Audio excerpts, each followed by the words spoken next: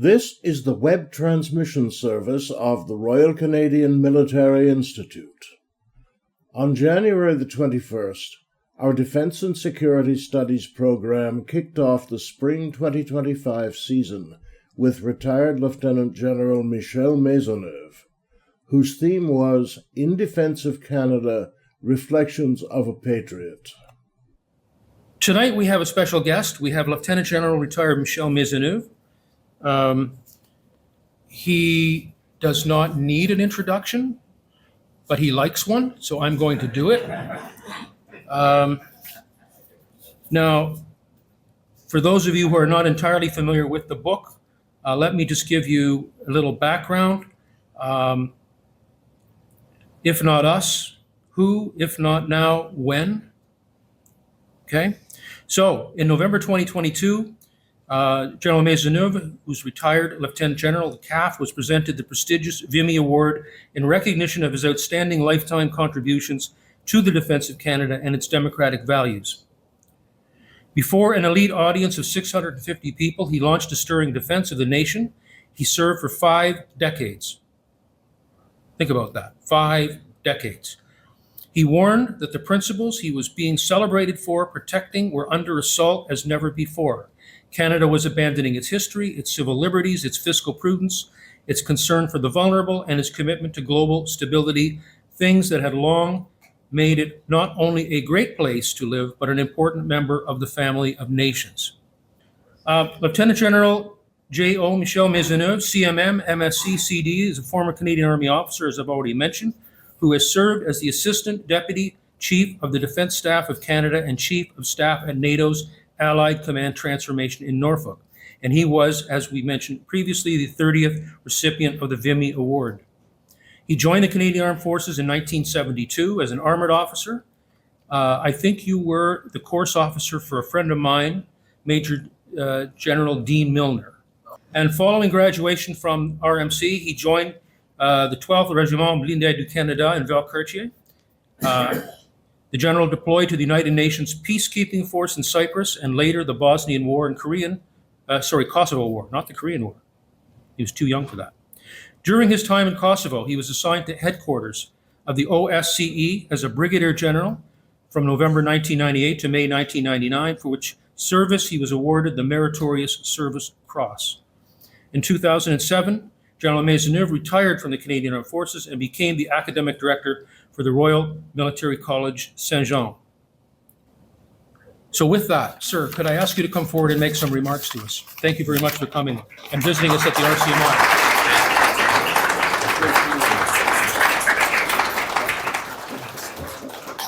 Chers amis, mesdames et messieurs, merci beaucoup pour votre présence ce soir. Je suis très heureux d'être parmi vous. Merci, Professeur Eustace, pour cette invitation. Thank you as well to David Roberts, Peter Nixon, and Peter Warwick, my friends, for coordinating this event tonight. It's good to be here in the RCMI, where I had the chance to attend so many annual cavalry luncheons with the likes of Jeff Dorfman, Leo Morin, Irv Matheson, and Michael Stevenson. In those days, these luncheons would usually melt into dinner and several hours beyond, with headaches to follow the next day. Now here we are decades later, where I'm going to offer you my views on the state of our country, the state of our leadership, the state of our citizens, and of our armed forces. My small book is just one opinion, my opinion, on where our country is today. I've been unhappy with the state of Canada for many years, but especially since 2015. And as was just mentioned, I was honored to receive the 2020 Vimy Award, and I decided that at that time my acceptance speech would be somewhat different than those of previous laureates. And as we now know, I kicked over a hornet's nest in Ottawa, which is a pretty hermetic community, as you know, maybe even more than Toronto. My remarks, though caustic, were meant to create a dialogue, but ended up being more like throwing a grenade in the middle of a garden party. So my main premise is that there is a crisis of leadership and a crisis of complacency in our country today. Our leaders are not leading us or are leading us towards a dystopian future where Canada, our country, is an amalgam of pieces that not only do not fit together, they repel each other. Our country has unlimited potential, but consistently fails to achieve it, and Canadians seem untroubled. One result of this complacency is that the percentage of Canadians who feel a deep emotional attachment to Canada has gone from 62% in 2016 to 49% today. So you compare this to our neighbors to the south, where 85% feel patriotic about their country. Now, maybe one reason for our complacency is that if you dare to protest against or deviate from the current progressive narrative, this could lead to the invocation of the Emergencies Act and the freezing of your bank accounts. Cependant, le monde d'aujourd'hui est de plus en plus dangereux. The world has become more, not less, dangerous since World War II. Today we have what we could call a new Eurasian axis of evil, with Russia, Iran, North Korea, and China collaborating with each other to disrupt the rules-based international order. We have state-on-state aggression, shooting wars, threats from non-state actors, terrorism, corruption, anti-Semitism, cyber attacks, and everything in between. Once again, that seems to bother no one except intelligence officers and experts. There is no sense of urgency to prepare our country for the worst that can happen. So here we are in January 2025. The last 3 months have demonstrated that sometimes you just can't make this stuff up. Let's look at what happened. Against all odds, the United States elected Donald Trump one more time. And guess what? He's ready for it. I'll come back to him in a minute. Then in December, just before presenting her economic update in the House of Commons, our Minister of Finance and Deputy Prime Minister was to be fired. But she instead decided, "You can't fire me, I quit." After this, we were in a situation that not only had the opposition parties lost confidence in our Prime Minister, but different provincial caucuses from provinces wrote to him that they wanted him to go. So the Prime Minister went on a reflecting ski holiday over the Christmas break. And when he and everybody came back to work, he decided to kind of resign, but to remain as Prime Minister. So if you watched the press conference outside Rideau Cottage, you may have noticed that there was not much mea culpaing to be heard. Instead, it seemed Canadians had let the country down. His caucus had let him down, and no one knew what they were doing except, of course, him. Mais maintenant, les jeux sont lancés. La course est partie, et les candidats à la chefferie se sont lancés dans la mêlée. So now, the race is on. A few candidates are primed and ready to take on the mantle of leadership of the Liberal Party. But really, who is in charge? Who at this point is leading our country? Well, Justin Trudeau is still Prime Minister. Now back to President Trump. You may have witnessed the inauguration yesterday in Washington, D.C. It was a huge event, biggest ever. Even before he was elected this time, President Trump was ready to assume the leadership of the country.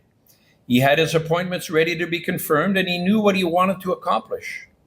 The guy who wrote The Art of the Deal in 1987 was ready to deal. He made sure that some of his opening positions were clear weeks ago. 25% tariffs across the board against Canada and Mexico.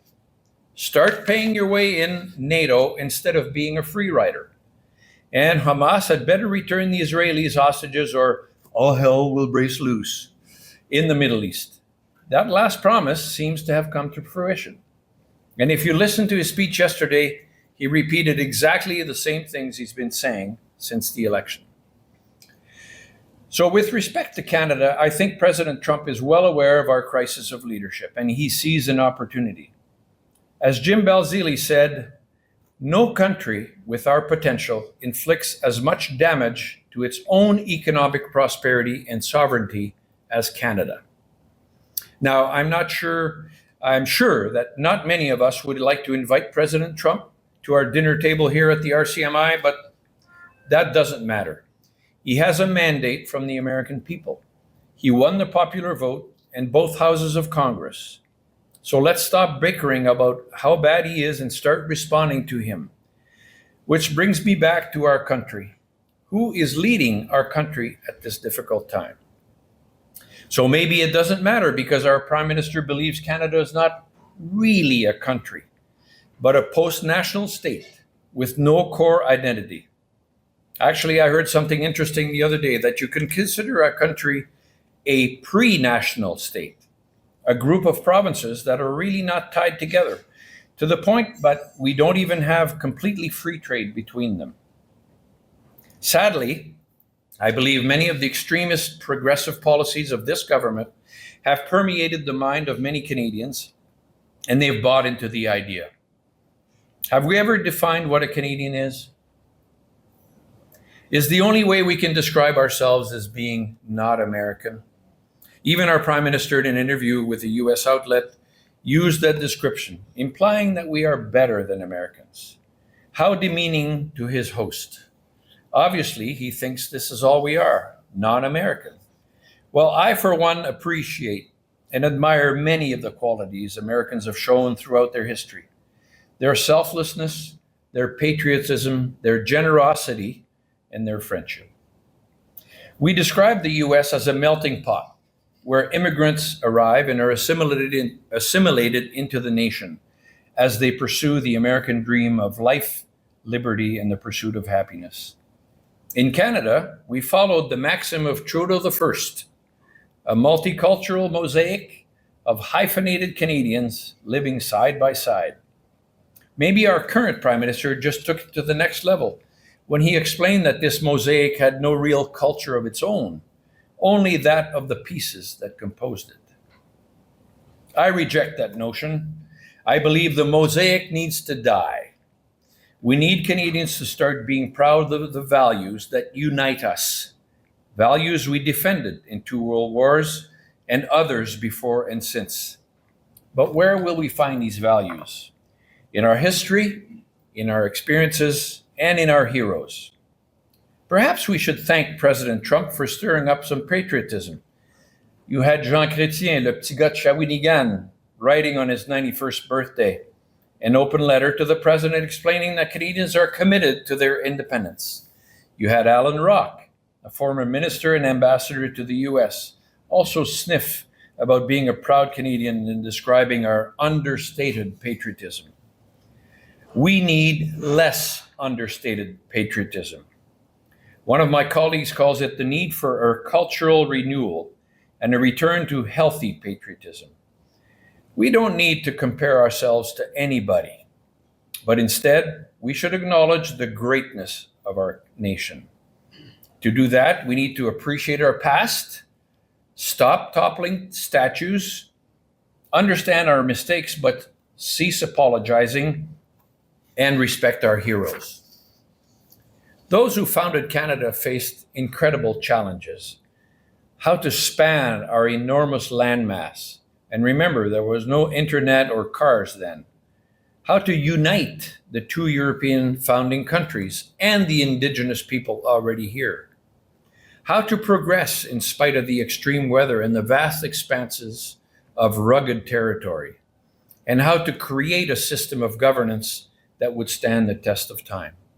They were successful, and they created what Conrad Black correctly calls the only transcontinental, bicultural, parliamentary confederation in the history of the world. So we are not a post-national state with no core identity. Canada is a nation with a history that needs to be celebrated, with a strong culture that can serve to assimilate newcomers, and with a hardworking people who deserve the opportunity to succeed. President Trump's threats have made Canadians care, and maybe he's shaken some out of their complacency. Mais notre potentiel semble totalement gaspillé en ce moment. But today, Canadians are burdened by taxes, identity politics, and gatekeepers. The extreme progressive agenda panders to every special interest group. Our resources are being sacrificed at the altar of climate change. Our debt has doubled, and the cost of servicing this debt is more and is greater than the total of what we spend on national defense. Our productivity is one of the lowest on the OECD scale. We don't stand up for our friends in Israel, and we tolerate violent protests by cowards with their faces covered. We need a grand vision so that those who come here can integrate into our country or go home. We're a country built on the Judeo-Christian values of tolerance, respect, peace, order, and good government or governance. Immigrants must come here wanting to be Canadian, not to use Canada as a place to foster the hatred they may have left behind. Sadly, today we are not far from seeing the creation of no-go areas in some of our cities, just as is happening in Europe. This must not be tolerated. All Canadians need a vision that benefits the collective good and for which we are willing to make sacrifices. Internationally, our reputation is in tatters, absolument pathétique. The respect we deservedly earned years ago on the world stage has disappeared as we've become strident virtue signalers. It seems as if someone said that Canada never misses a chance to be small, but we sure do like to lecture other countries. The result is not only are we not consulted, we're not even thought of. Like-minded nations are allying in many areas of the globe, and we're left out. You've all heard the issue of the 2% of the GDP that Canada agreed to spend on our military. You may also know we have never met that minimum. And again, there are words, but no plans to reach it at this time. Now, am I the only one who sees this as a breach of contract? Not just to our allies, but to the men and women of our Canadian Armed Forces. Empty promises that are just more virtue signaling. We are one of the only outliers in NATO, and my NATO colleagues tell me this target has now moved to 3%. But really, regardless of the target, 2 or 3 or more percent, should we not be able to defend our country? This audience knows the perilous state of the Canadian Armed Forces. Canada is unarmed, and our role in the world and our reputation have been shaken by the actions of our leaders and our disregard for our own security and sovereignty. And every country knows it. So when I spoke at the presentation of the Vimy Award, I said that what we needed to bring Canada back from its current state is leadership and service. Je pense que c'est encore le cas. Leadership and service. These two crucial foundations of greatness for any nation have somehow become secondary, lost in these days of entitlement, me first, not my problem, and endless subsidies and handouts. Let me begin with leadership. Leadership is necessary in everything and at all levels. Great leaders distinguish themselves with the success of what or who they lead, whether that be a country, an army, a corporation, or a sports team. I have my own leadership principles, as all the young persons in this room should as well have in order to be successful. If you don't, give it some thought. In my personal view, a good leader needs to communicate, enhance and foster teamwork, behave professionally, not by dancing at a Taylor Swift concert while our flag burns and riots take place in the streets. Expect professionalism and project a positive attitude. Teamwork means you unite all under one vision. You do not denigrate any part of the team. And this is why I say our leaders need to unite all Canadians under one vision to which we can aspire. Our leaders will need courage to make the right decisions for our country as a whole, even if not all areas of Canada can embrace them. Once the decision is made, then you communicate it to Canadians. Make us believe. Et maintenant, pour ce qui est du service. Many have shown us what service is. President Zelensky for one, of course, Her Majesty Queen Elizabeth II, but also Private Jess La Rochelle, star of military valor, a Canadian hero from the war in Afghanistan who died about a year ago from his wounds. Now, not every Canadian that serves needs to put their life on the line for their fellow man, but there are, as the motto of Canada Company states, many ways to serve. Being a citizen of this great country comes with incredible benefits. You only need to travel to some of the less fortunate nations of the world to realize it, as my wife and I did while in uniform. Donc, le privilège d'être un citoyen du Canada vient avec des responsabilités. The privilege of being a citizen of Canada also comes with responsibilities.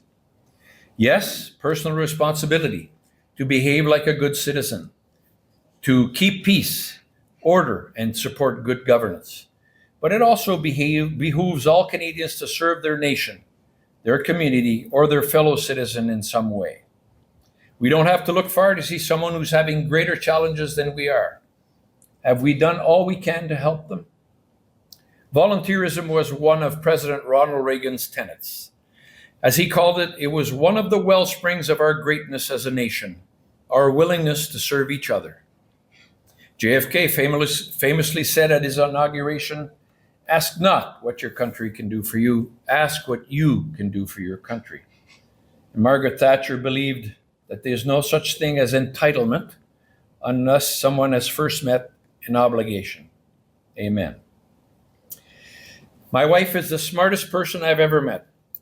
She says every government talks about reinforcing the middle class and providing things like $10 daycare, a dental plan, CERB, and other efforts to support all the different special interest groups. So now, what sacrifice is that middle class prepared to make for this providential country that is providing all these benefits? We need a manifesto, a call to service and volunteerism. Antoine de Saint-Exupéry said, "A civilization is built on what is required of men, not on what is provided to them."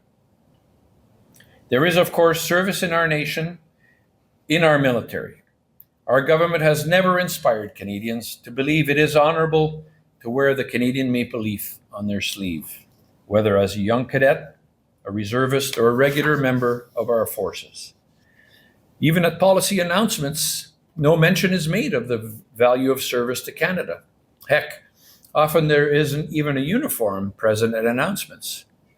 Every member of Parliament ought to recognize the value of armed forces personnel, and not just during times of crises. There are ways to reinforce and fix our military and prepare our country to defend itself. We need to improve our industrial base, just as recommended by the Business Council of Canada. We need to give the forces the budget, remove gatekeepers from the procurement process, re-energize recruiting through a call to service, and maybe get outside help from recently retired personnel in whom the flame of service still burns. Bank, as we did in the World Wars, on our reserves to plug the most immediate holes. I've been astounded by the lack of support for our reserves, frankly.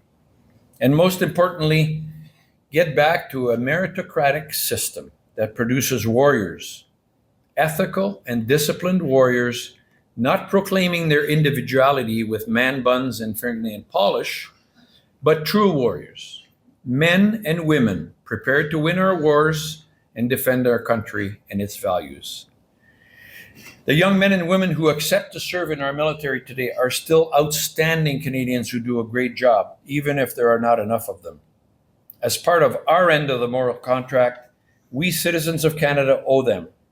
We need to give them all the tools they need to be successful, and then to look after them when they complete their service. Mes amis, I think some Canadians have been shaken out of their complacency, and they demand their country back. We need the silent majority to emerge from their bubble with open ears and eyes. to experience this amazing country and the wider world, and to participate in society. I do believe we can make Canada better with common sense, to unite our country rather than divide it, to apply our leadership and our service, to live with compassion, tolerance, and respect, but most of all, to be proud of Canada and everything we stood for. I do believe we live in the greatest country in the world, founded by our First Nations, French and English settlers, and untold immigrants who chose to be Canadian. We have almost unlimited resources, a tolerant and diverse people, and an educated population who can aspire to the greatest heights. A country for which the greatest generation and countless others since were prepared to lay down their lives. We must be prepared to serve our country and be proud to do so. And our leaders must share this common sense vision and lead us to it. And I repeat, if not us, who? And if not now, when? Merci beaucoup, encore une fois, d'être ici ce soir et bonne soirée. Merci.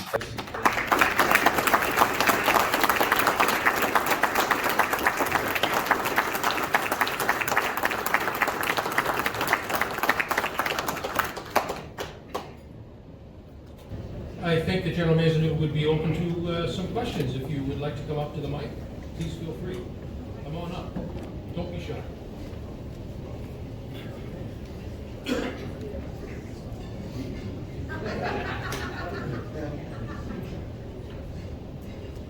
Thank you for that great address. As a history teacher for 30 years, your remarks really resonated with me. And I enjoyed your remarks in French as well. And so I'm going to pick up on your bilingual address because I feel like the country doesn't really understand the history of the French-English dynamic anymore because it's been on the back burner for 25 years. And so I'm a bit concerned that when we talk about the post-national state, and we don't think about how this country has come to be and the compromises that it's had to make. I'm just wondering what your view is on the Quebec, rest of Canada dynamic in 2025, which is so important to the history of the country, but so many people I think have forgotten about it. Well, obviously I'm a proud Quebecer. Excuse me, I didn't hear you. The mic's not on. The mic wasn't on. Good question. Sorry, I didn't hear it. Right into the mic, please. Just, if I'm quickly repeating the question, I was just saying that the Quebec dynamic has been kind of quiet for 25 years, but General Maisonneuve has spoken French for part of his remarks, which reminded me of the importance of our French and English dynamic in the country. And so I was wondering what his view was of the current understanding of the nature of Canada when that's been on the back burner. And I guess my concern is that Canadians don't understand because of the leadership hasn't talked about that dynamic, our history understanding isn't great, and that therefore people don't understand the importance of the Quebec-Canada dynamic, and that this might be a problem coming with the possible re-election of a Parti Québécois in the next Quebec provincial election. So I was saying I'm a proud Quebecer. I lived there until I was 14. Then my parents moved us from Saint-Jérôme to Prince Albert, Saskatchewan. Went from grade 8 in English in French to grade 9 in English. It was a very hard year, but I'll tell you what. I learned very quickly, though, that I was enriched by that. The fact that I could speak both languages. I'm now at the point where if I've been working and living in English more than French, then it's a little bit better. But if I've been in the French side, it's a little bit better. Anyway, I'm very lucky to be able to speak both languages, and many of you here I know are. The issue, I guess, for me is Canada better being a bilingual country? Are we richer having Quebec with all its idiosyncrasies? And I live in Niagara, by the way, and I'm married to an Anglophone who speaks French excellent and all that. And I'm only in Niagara because the weather's better. But I think our country is much richer with the duality that we have with our First Nations and everything. And I really believe that it's important to maintain that. I think what you're seeing in Quebec right now is, the There's a bunch of political stuff that's going on, and I'm not too bothered by it. I'm not sure the Parti Québécois is going to win. I don't frankly think they will. I think this is a passing thing because, in my view, Quebecers are more conservative than they know. They believe in security. They believe in smaller government. And God, their government is huge, and you know the amount of the bureaucracy is massive. And I think they would like to have it smaller.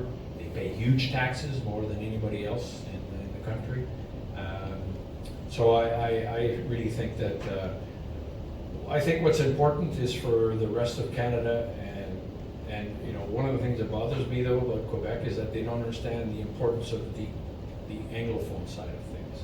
A lot of the things that Quebec is famous for was built by Anglophones who lived in the province and became bilingual, and spoke French and everything.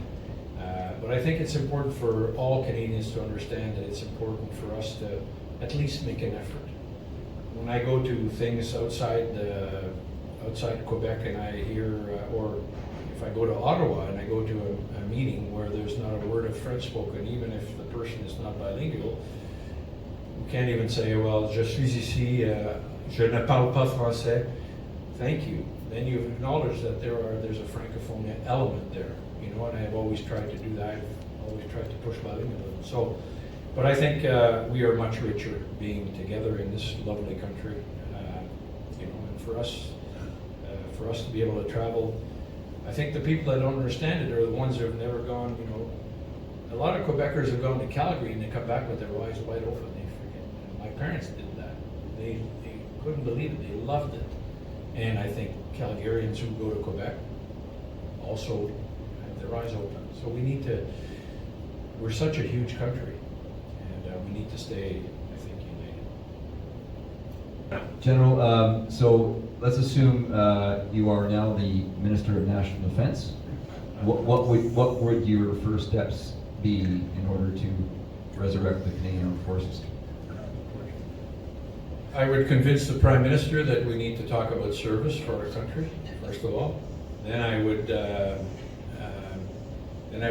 convince my cabinet colleagues that we need to spend more money. And I would probably ask someone to go in and clean up the Department of National Defense.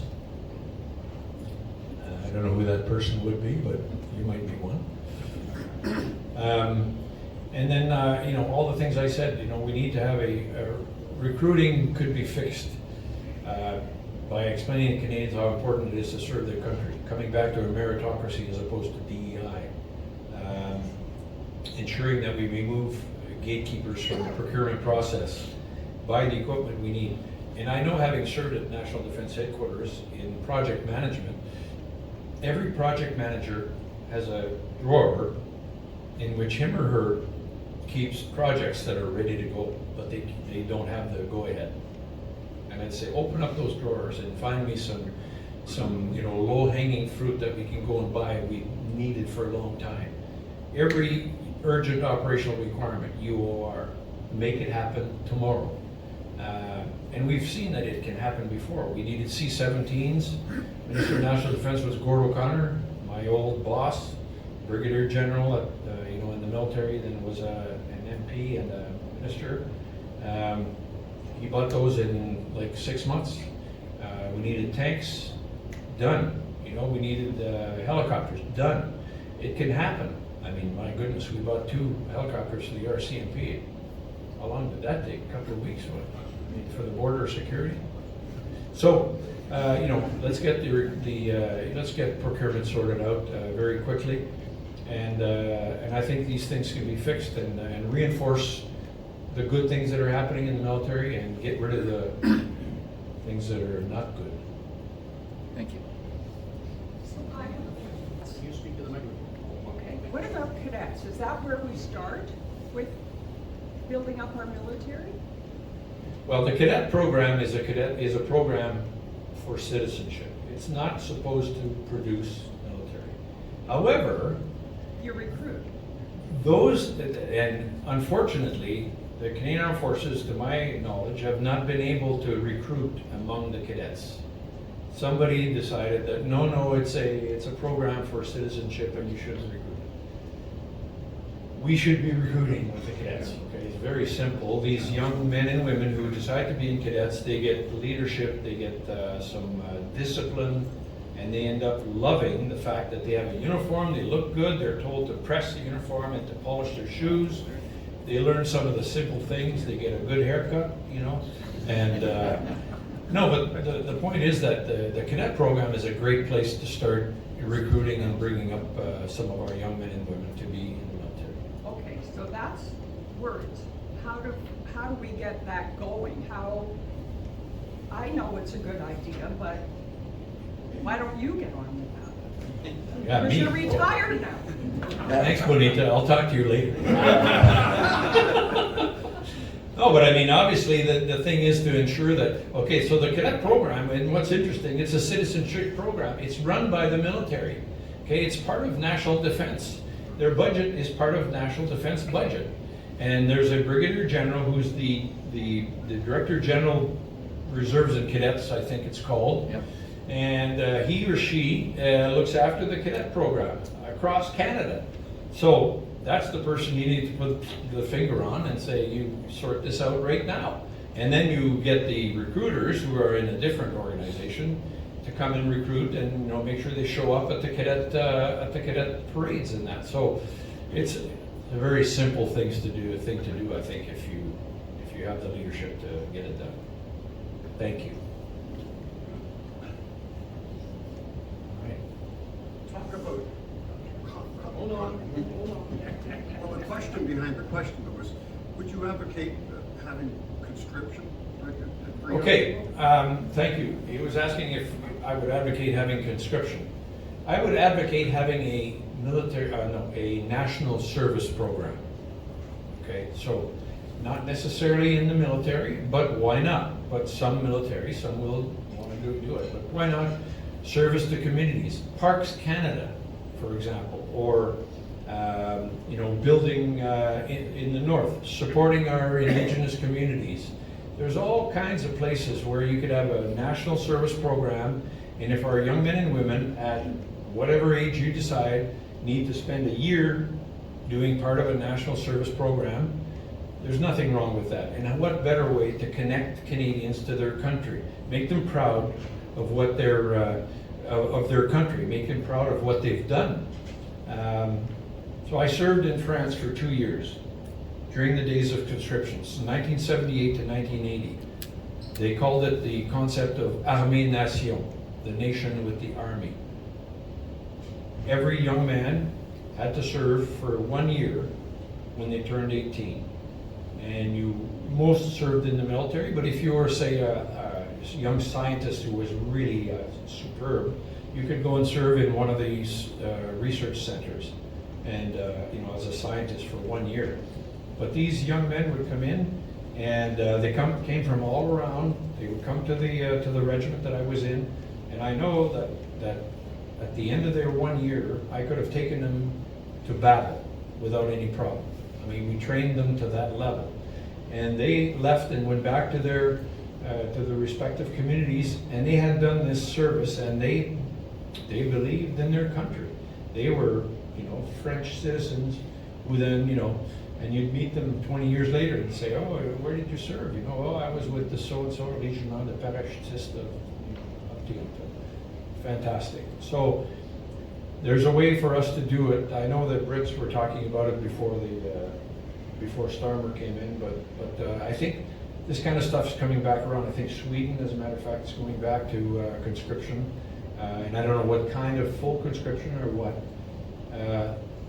Switzerland. The reason why it can be an independent and non-aligned country is because it has a very strong military, and in a matter of 24 hours, they can double or triple the size of their armed forces because they have conscription. Everybody's served, and they do, I think, 1 month a year that they have to exercise. They have their weapon right in their house. So, I mean, I'm not saying we need to get to that point, but let's try and have some sort of national service to make Canadians believe in their country. Eric. Sir, I have a question. Check. I think what's really interesting about the recruitment and retention issue in the campus, it's not just an issue of getting numbers through the door. It's also retention. You know, your sergeant or warrant that's been there for 20 years and is ready to impart that knowledge on your private. You know, there's a real shortage of that, at least in 32 Brigade. And you know, I'm hearing stories of, hey, I can take 3 months off for a mountaineering course, but if you're going to put me on a BMQ as staff, all of a sudden I you know, work's not letting me. You know, so you know, I've thought about like performance incentives. You know, for training, because it is such a priority. It's like we want to run BMQs, but we don't have enough staff. So, what thought have you put into that, sir?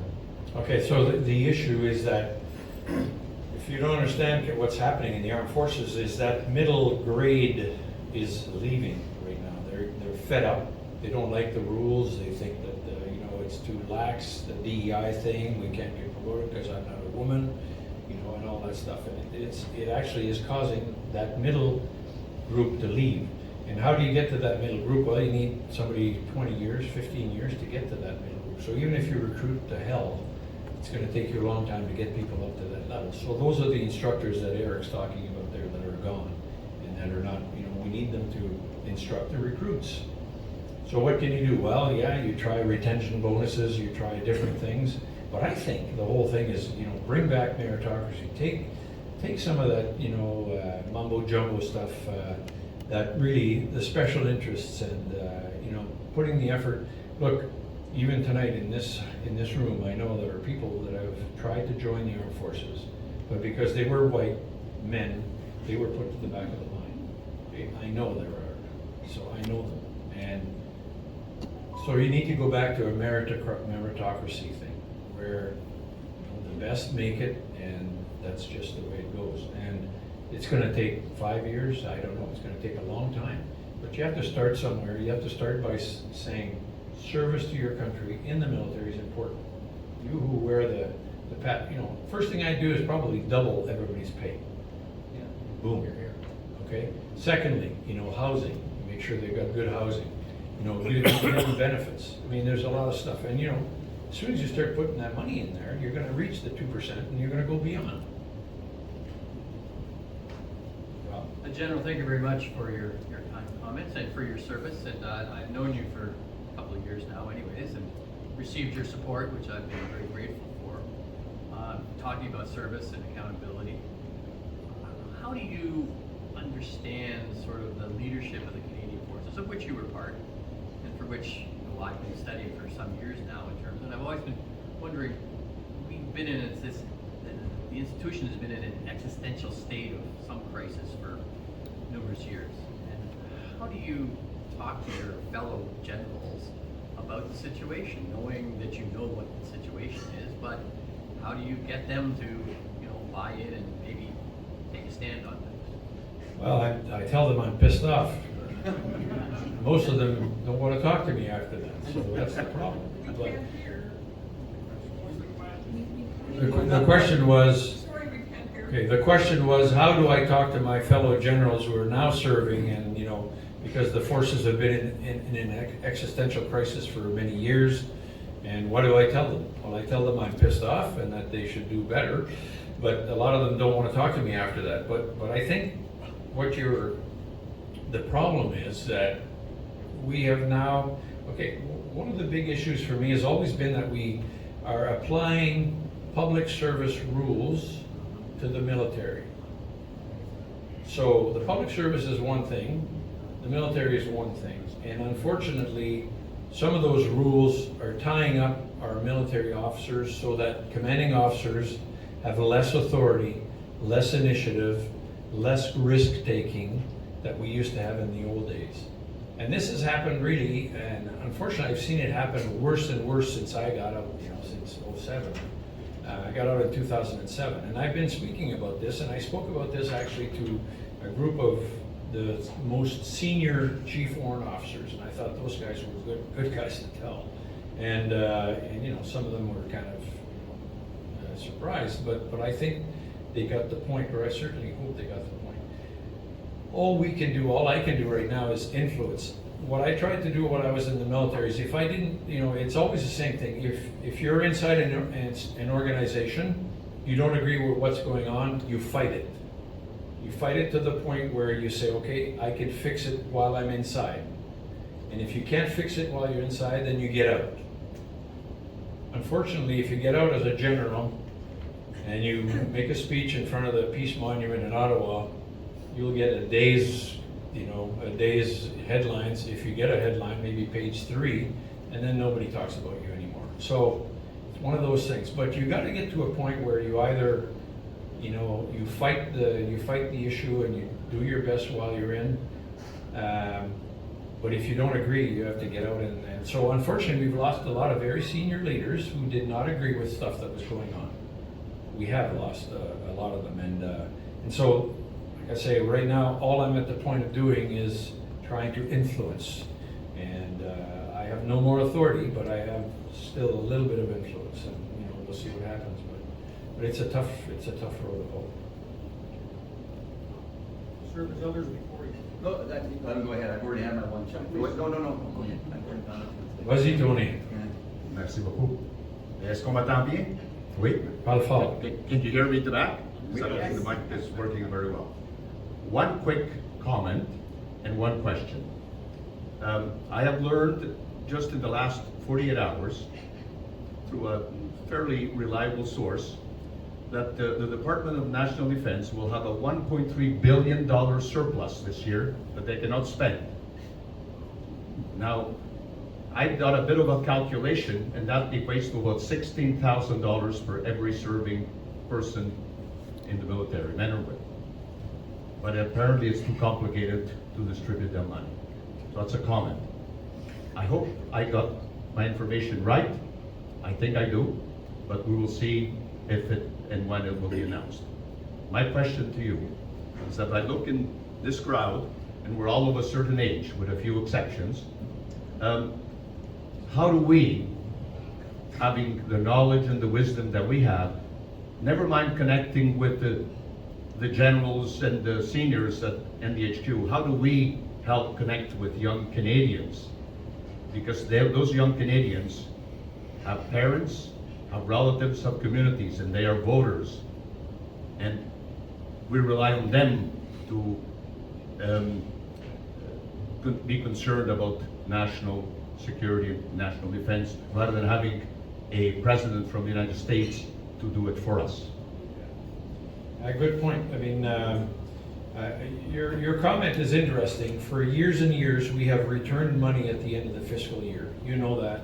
National Defense has done it every year. And sadly, what I was saying about that middle strata that has left, those are the ones that were the project managers and the ones that would, you know, buy equipment, that, you know, were staff officers and those. So that has not helped.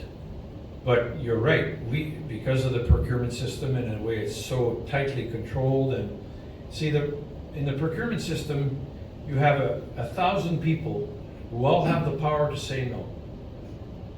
And of course, if you say no, you don't have to do any work. So it's very much easier to say no. So we need to get, that's called them gatekeepers, get them out of there, and let's get this stuff bought. Now, as far as what we can do as individuals, I mean, all we can do is talk to our MPs, talk to our representatives everywhere, even if they might be Liberal or NDP, God forbid. But, you know, speak to them and say, you know, I believe in the importance of the armed forces and service and everything.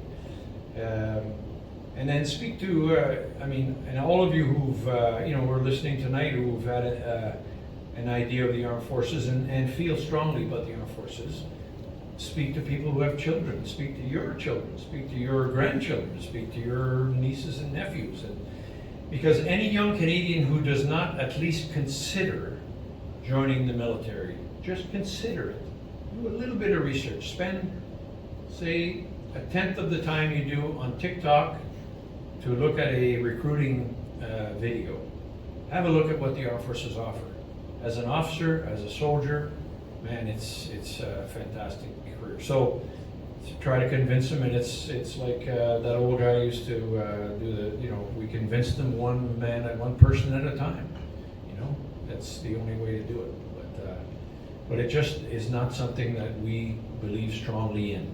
I mean, you go to an American NFL game, and there'll probably be more aircraft there than there are in the Canadian Armed Forces. I mean, it's just, right? I mean, if you go to a Toronto Maple Leafs game, God forbid,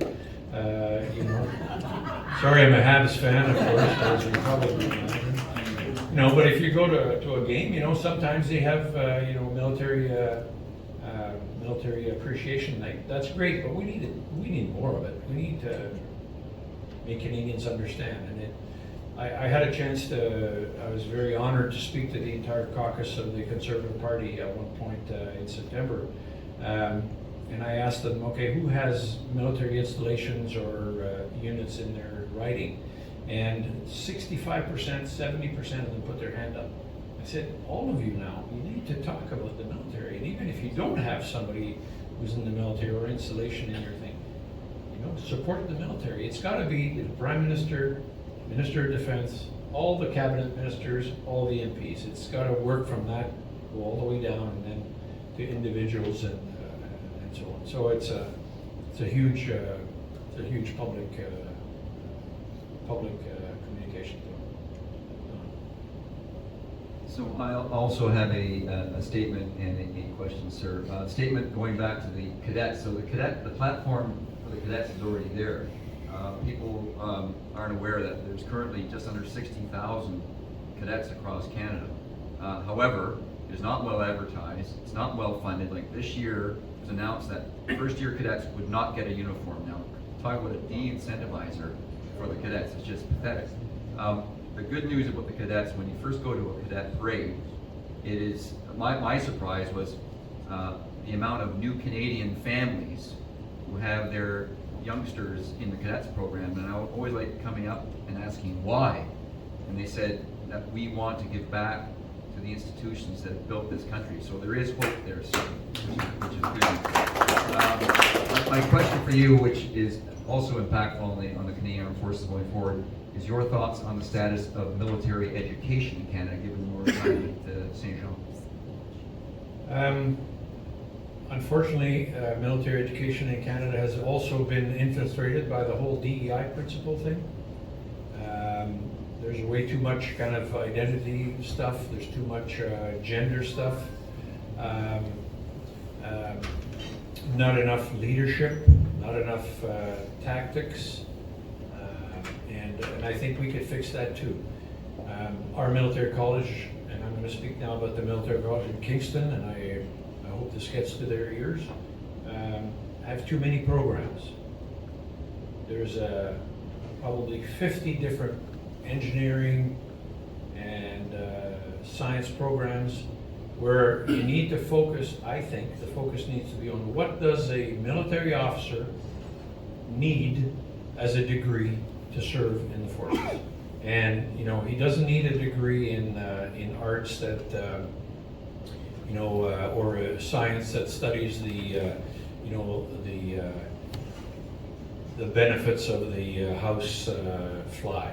I mean, it's seriously, if a professor has an idea that that's his or her way to her kind of definition, she or he can put in a program, and that's what the cadets will learn.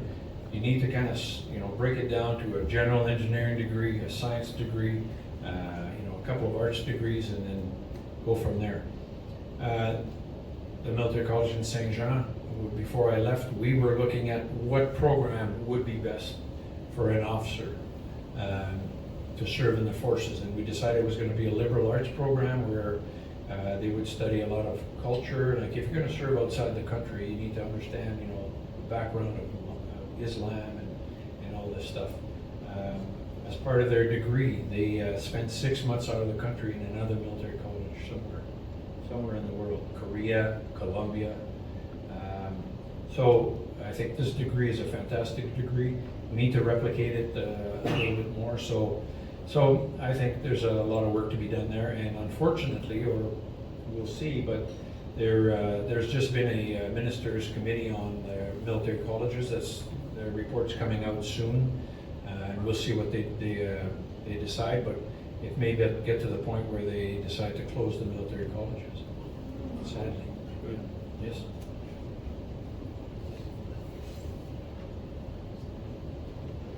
General, thank you so much for such an inspiring speech tonight. My question is, are there any specific countries that are doing much better, countries that are doing a great job in those areas in which Canada is not doing very well right now? And in what ways would you say we could learn from those countries? Well, I can think of a few countries right now. Poland is one that I would recommend that we look at very closely. Our two new countries that just joined NATO, Finland and Sweden, I think are also ones that we can look at. I think those countries have a lot to teach us. I've served with Swedes, I've served with Norwegians, I've served with Finns. Very capable, very professional, even though they were conscripts. Very capable forces, well equipped, and so I think there's a lot of work to be done there that we could learn from them, and it would be great. Could I ask our immediate past president, Mike Clary, to come forward and thank the general for his presentation? I'm going to steal a moment here. Absolutely. So I'm going to, I look forward to doing the thank you, but I want to make two comments connected with the questions and comments that have been made. How to connect to Canadians and youth. And I think probably connected with the last comment, each of us has a role in that. And for all the members here, if you have children or grandchildren, I would say teenage or up, invite them to speaker events at the Military Institute. Invite them and invite one or two of their friends. Just a little plug there. Another little plug that I'll make, which I hope doesn't start a torrent. We have started at the Military Institute to develop a program, we've started it, of inviting high schools to send grade 10 history classes for a tour of the Institute and some other activities. So far, there are just 2 high schools that have been involved. There's no way we could take every high school in Toronto, but if you know somebody in grade 10, you could put the word that their school can send or can make arrangements to bring a grade 10 class down here. Awareness, learning about Canada's military history. So, having said that, General, thank you for coming, expressing your concerns, your sharing your knowledge, inviting some lively questions and discussions, and helping our perspective on the issues facing the armed forces. Thank you very much. Thank you.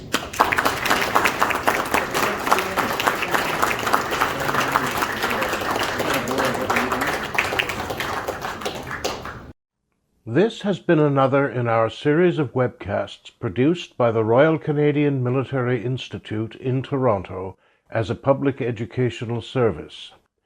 You can find news of upcoming events and links to our webcast archives at www.rcmi.org. On behalf of the RCMI, this is Eric Morse saying goodbye for now, and thank you for joining us.